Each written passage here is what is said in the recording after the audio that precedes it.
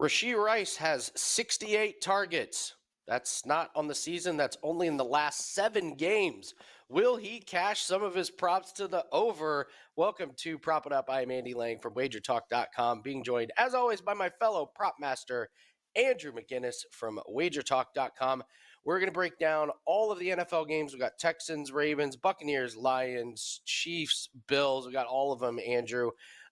Weather, I wanted to go over weather just real quick. It does not look like we're going to be impacted that much by the weather. Right now, Houston and Baltimore, the official weather report says cold and breezy, temperature in the upper 20s with 15 miles an hour sustained winds with some gusts, maybe up to 30, but not going to impact every play. And then it looks like Kansas City and Buffalo, pretty similar to last week's conditions at Buffalo. A little bit of breezy, temperature around 20, 10 to 15 miles sustained winds. Temperature is going to feel like around 0. So probably good comparison is last week's Buffalo game where they didn't appear to have too much trouble moving the ball. So I think weather is going to be okay. We're not going to have anything too crazy. And the weather report I always use comes from Roto Grinders. They are just fantastic. I think they're the best in the business at weather. So, Andrew, we're going to start with the Texans and the Ravens here.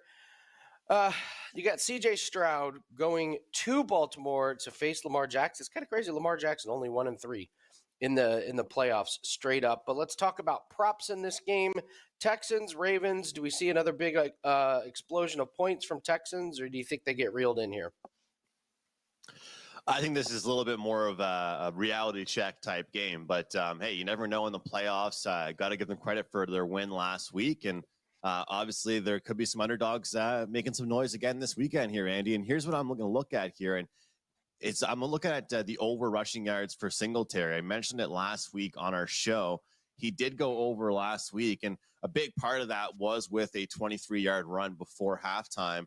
It's going to be kind of windy for this game, and realistically, I'm worried that if it could get out of hand, could be kind of if we see double digits and Baltimore kind of run away with it, then obviously they're going to go away from the running game here with the Texans. But I think it's a certain way to keep the defense guessing. We all know how great C.J. Stroud has been, but if you make things too predictable with the poor conditions, with that great pass rush that Baltimore has that's so good at getting after opposing quarterbacks, I think that it's really important for this Texans team to establish the run. 13 carries, 14 carries, 15 carries. We've seen him get the numbers, but also he always is good for 1 or 2 breakout ones as well. And just looking at this Baltimore team, the way they're able to get after teams, Andy, I can recall you absolutely clowning the Cleveland Browns defense over the last half of the season, and you were proven to be right. Now, we're going to find out how much better this Baltimore Ravens defense is the Texans will face this week, and I do think it's super important. Having said that, I think that this game is going to have some points. So I do think going back and taking C.J. Stroud up and over 1.5 passing touchdowns is the way to go. I could see some, the touchdowns they do score, I believe, are not going to be right on the goal line. They're going to have to be some big plays. They're going to have to stretch the field, whether it comes early, whether it comes in garbage time. The fact you're getting a really good price on that, Stroud's cashed this many times over the last several weeks, and I do have this peg being kind of a higher scoring game, so I will look towards that. And then last but not least, Andy, one of the ones I wanted to mention, this also is going to be a touchdown scoring prop for me too. Robert Woods. And, the number here is super, super low. You're going to look at, some other guys like Nico Collins. They're at 77.5. Woods, you're seeing like 20.5. And so you're getting a much lower number. The targets have been there. We've seen 3, 4, 5 over the course of time. He is healthy now. I would even look towards the under on Collins. There's going to be so much, attention surrounding him. There's going to have to be some secondary pieces that step up for this team. And I think that Woods is certainly one of them. Nice. I'm with you. I think this is a little bit of this might be the end for the dream season for C.J. Stroud and the Texans. I was just going back and looking at some of the Ravens, and this is, I think, the healthiest that they've been coming into the playoffs. It's one of the big knocks of Lamar Jackson is he hasn't been healthy towards the end of the season. Well, they are healthy. They may be getting Mark Andrews back. We'll see what his practice situation is, but their defense is healthy. They didn't have any big time injuries outside of Keaton Mitchell. And it seems like they've, kind of figured out a way around Keaton Mitchell. So if I'm looking at this game and I'm going, okay, well, I think the Ravens are going to win, and I think they're going to be able to hold the ball. I know Texans have a good rush defense, but it's the Ravens. I don't know if you're going to be able to stop the Ravens completely. So I'm looking at fading the Texans here a little bit. And the one I keep gravitating towards is Devin Singletary under 15 and a half rush attempts. I don't want his yards. I just want his attempts. I think this is going to be tough for him to get up to 16. He only had 13 last week, and that was in a 45-14 win. There's a Baltimore team that has allowed the seventh least amount of rush attempts per game, and he's not gone over this total one time in any game that the Texans have lost. So when the Houston Texans lose, they get away from the run game and they get away from Devin Singletary running between the tackles. Now, can he be out there and can he catch passes? Absolutely, if they get down.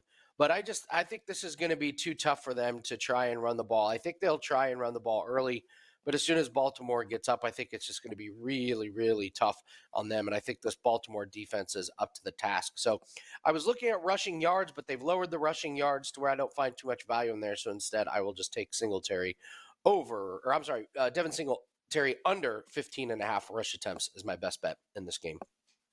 Let's move on to the Packers and the 49ers. Andrew, your Packers, man. You got your quarterback. Unbelievable. You guys go from Favre to Rodgers to Jordan Love. This is like the dream scenario. Tough matchup here. What do you like? What do you like props wise for Packers and 49ers? It's certainly a tough matchup, and you mentioned it, man. Definitely found the quarterback, and I have to admit that I definitely was a little bit upset at certain points in the season, but the biggest thing that I'm seeing from the analysts on TV, and I agree with them, is that he improved all throughout the season. The Jordan Love we're seeing right now is not the same Jordan Love we saw in week one. But we're not here to hear me talk highly of the players I like. We're here to give out some winners, hopefully. And I mentioned this already on WagerTalk today, but here we are in the prop show, so I'll say it again. I really, really think George Kittle's going to have a great game, Andy. This is a team in Green Bay that struggled big time against the tight end position. Last week, as a Packers fan, I'm sitting out watching the game, and my team, I should be celebrating. No, I couldn't celebrate. I needed Jake Ferguson to have himself a day, and I'm betting on a tight end again for the opposition. We saw 3 touchdowns, 93 yards for Jake Ferguson here. And, I took a look at George Kittle against big opponents in some really key games. And that's really when George Kittle plays his best. And let's not forget, there's so many weapons out here. All season long on the show, we've talked about how we think it's not really fair that Brock Purdy gets called a game manager. The fact is, he does have a ton of talent. Debo, Ayuk, Christian McCaffrey. There's so many guys out there that can make plays. Sometimes I feel like George Kittle is kind of the forgotten one in some of these situations. Up the middle, he does get some big plays, and I feel like the tight end position is something that the Packers will continue to struggle with. So he's gone over this in 10 of 16. He's gotten at least 4 targets in 10 straight games, Andy. So George Kittle up and over 51.5 receiving yards is one I'm looking at. I got to keep it very simple here with this one. I know some people will be scared to look at this.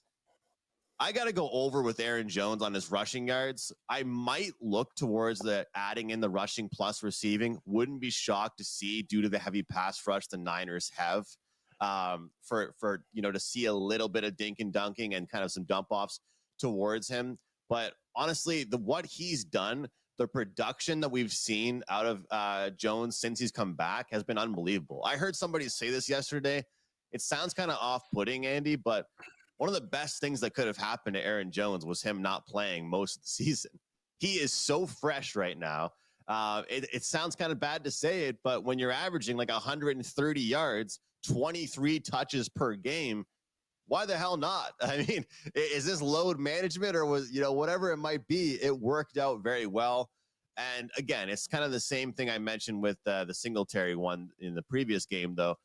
There has to be a tight game. It has to be close. Obviously, they will abandon the run. But that pass rush is very tough, and they need to keep the defense guessing. They need to establish the run early.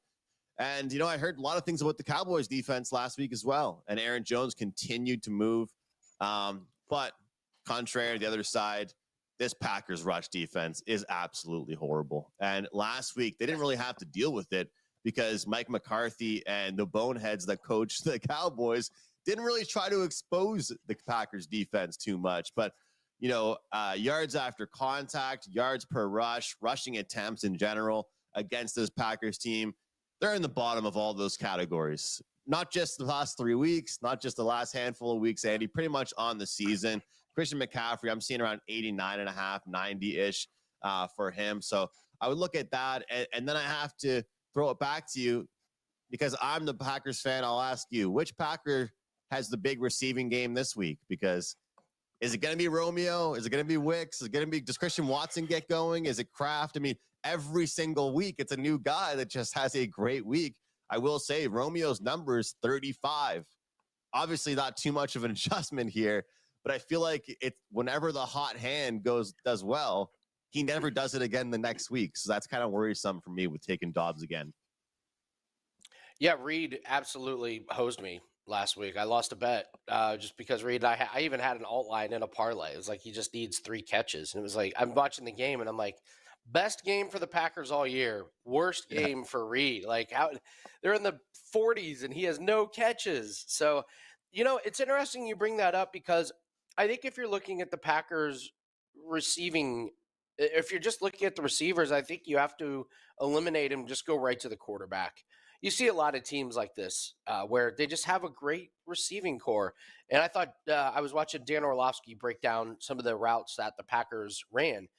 And he was just showing, like, as a team, they're running incredible routes. And individually, each one of them was just decimating some of these guys in the Cowboys secondary. And his point was, pick your poison with the Packers. They're going to end up with a matchup that they like, and they're going to exploit it. And so if you think the Packers are going to have success throwing the ball, I think you just got to stick with Jordan Love. I don't think you can pick a wide receiver. Like Dallas, if you think they're going to throw the ball, you just take CeeDee Lamb because, Dak's going to be throwing at him 100%. These guys with these superstar wide receivers, you can focus on them.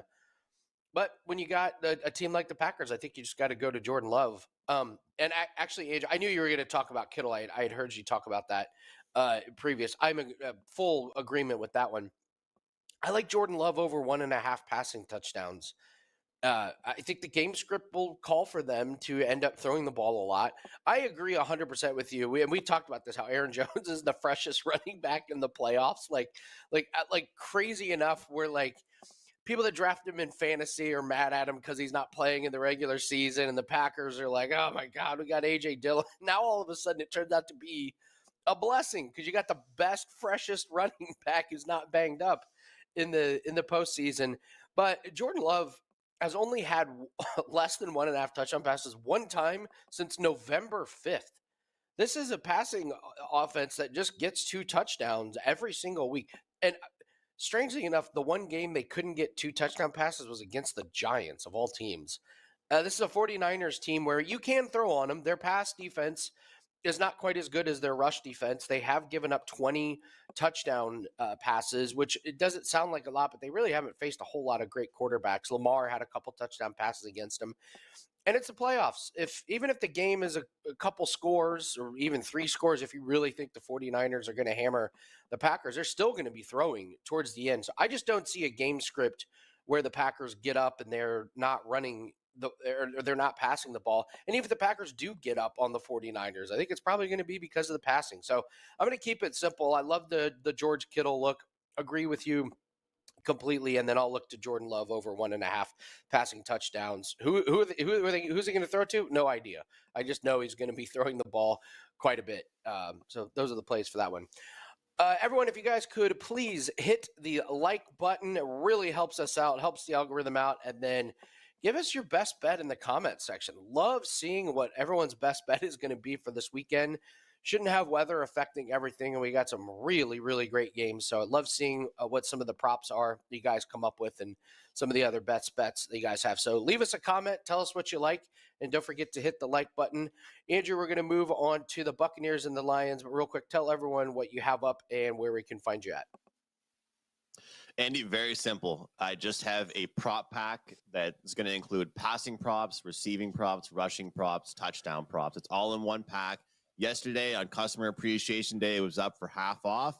Now it's back to regular price, but anybody interested in any of my player props for this weekend can get them in that prop pack, and it'll be updated throughout the weekend. What you see in there right now is it does not include every single play that will be in there throughout the entire weekend, but really looking forward to it. We'll have some plays on several of the games, and we'll have some touchdown scores as well. Andy, I haven't been doing those with clients. It's more so been a content thing. But now that we're here this deep into the playoffs with these important games, I will be having some touchdown scoring props as well. So looking forward to the weekend. And again, if you want my plays, don't buy just one. I'm going to have individual game packs just for people that love those game packs. But you might as well just go for the entire weekend pack. What about yourself? What do you have going? Well, it was great Customer Appreciation Day yesterday. I put up a hockey play with 2 players to not have a point. We cashed on both of these, so that moves us to 17-5 in the NHL. And it's all these players to not have a point. So we're having a really good success with that. I've got a NFL best bet that is up right now, and I'm talking to Jim in the chat room. We're waiting for UFC weigh-ins to be complete. We've already had one fight that they moved to just a catch weight. But once the weigh-ins are done, I'm going to have it's going to be a 4% play. I just need to make sure that the fights are still on.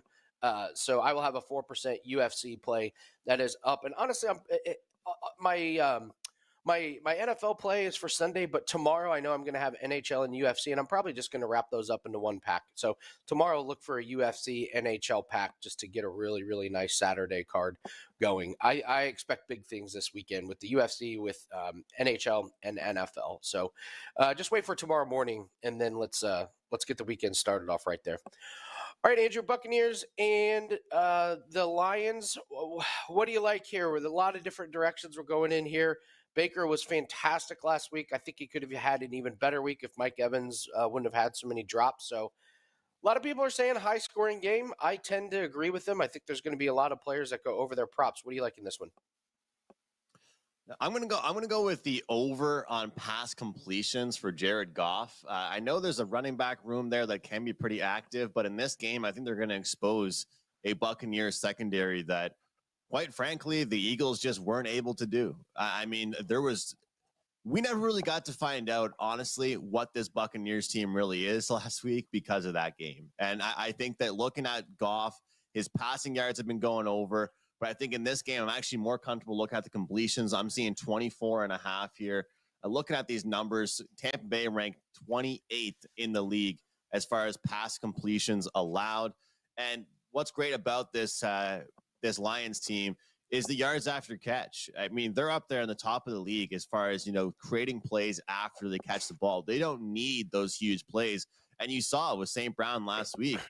He was catching a lot more shorter passes. There wasn't that huge long bomb like everybody was waiting for. So we're looking at over 24.5 pass completions for Jared Goff. Rachaad White, man, we have to keep looking at his receiving yards. It's just wash, rinse, repeat every single time. Honestly, this Buccaneers team is running the ball quite a bit themselves. But you know what I got to go with this week, Andy? And it's going to be a Baker Mayfield INT. He's going to deal with a ton of pressure that wasn't really there. He seemed very comfortable in the pocket. He had a lot of time, and I feel like the mistakes will come. I feel like the pass rush here for the Lions will mean business, will come heavy, and I feel like when we saw Baker under duress last week, he nearly threw. He could have had potentially 2 or 3 picks. He threw a lot of balls into a couple defenders' hands, just weren't able to make those catches. But I feel like he's going to look like a little bit of a different character here this weekend. Call me a hater all you want. I know I'm kind of known for being a Baker slanderer, but I don't believe that the run can continue for this Buccaneers team. We'll find out. Last but not least, though, I do think that Mike Evans finds the end zone. Somebody that I was betting just all throughout the season for him. Last week, he did get quite a bit of attention, but in the second half, the Eagles did a good job of shutting him down. I think you're getting a pretty good number, even though it's only around like plus 110 for how, heavily targeted he is. If they want to compete in this game, they'll need him to have a big game, but I'm not going to take the yards or receptions. Just going to focus on the end zone. And also got to mention Laporta, man. I mean, part of my handicap on the under, which got very, very lucky last week, I will say, in the Lions game. I thought we were going to see either no Laporta or a really banged up Laporta. The guy looked pretty good, Andy. I actually have Laporta down as one of my favorite plays, over 39.5. I know they're trying to bake the injury into the line. And I think, okay, he didn't have a lot of yards last week, but he had 3 targets. He caught all 3 passes. You got another week to heal up a little bit. This is a Buccaneers team that allows 62 yards receiving to tight ends. So if he doesn't have that injury, Andrew, this line's easily in the mid to late to high 50s. So I'm kind of banking on that his injury isn't going to hold him back. Another week to heal up. So I do love Laporta over 39.5. I know somebody in the chat is that John? Yeah, John Salvato was saying Laporta anytime touchdown. Yeah, absolutely. Even if he's hurt and can't stretch the defense, what a huge big target inside the red zone. So I could absolutely see that. And then I think you're getting a great price on the Buccaneers team total at 20.5 on DraftKings. I think this game has a lot of points. This is a Lions pass defense that gives up a bazillion passing yards. That's the actual number. I'm looking at it right now. It says it on NFL.com, bazillion. Pretty accurate. So, like, well over 300 yards the last 3 quarterbacks. And like you said, like the Rams, they just ran into just bad, I don't call it bad luck, just they stumbled and tripped over themselves inside the red zone. But that game could have flown into the 50s or even 60s if they're scoring touchdowns. And only 20.5, I'll be more than happy to take it here. If it's 21.5, I probably stay away. But just asking the Buccaneers to get 3 touchdowns against this Lions defense, I think is pretty doable. So I love the way that they looked against the Eagles. The Buccaneers did what they were supposed to do, which is take advantage of a bad defense. And there's something to be said about that. So I think Buccaneers do it again. So I'll take Laporta over his receiving, take Buccaneers over the team total. I looked hard at trying to figure out what to do with the passing game of the Lions because I think they're going to pass a lot, but the books are all over it, man. Over 280 yards they have for Jared Goff, so I'm struggling to find the value in that one. And then with the running backs, I think just the split between Montgomery and Gibbs has made it almost impossible to try and figure out which one of those guys to bet on. So I'll just stick with Laporta, and I will stick to Buccaneers team total. Chiefs at the Bills, marquee matchup for just you got Josh Allen, Patrick Mahomes again. You got stars all over the place. What do you think, Andrew? Chiefs and Bills. Do the Bills, finally get it done? They're at home, or is this the Chiefs where it's just like, oh, what do you know? Patrick Mahomes and the Chiefs are going to come out of the AFC again. We go all season trying to overthink it, and all of a sudden it's the Chiefs in the Super Bowl again. What do you think, Chiefs Bills props wise? I have to give you credit, actually, for that Tampa Bay team total because you mentioned it to me on Monday. So great call by you on that, and definitely could be a good bet this weekend as well. Yeah, man, look, it's so funny because this Chiefs team, what was all this slander they were getting all season long? It's not like they're still the Chiefs, okay? And it makes me laugh how everybody was counting them out. I've heard so much like smack talking about them this week as if the game's already been played.